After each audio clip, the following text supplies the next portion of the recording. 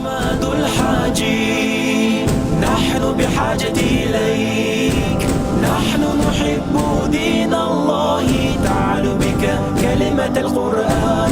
أحمد الحاجي نحن بحاجة إليك، نحن نحب دين الله تعالوا بك كلمة القرآن.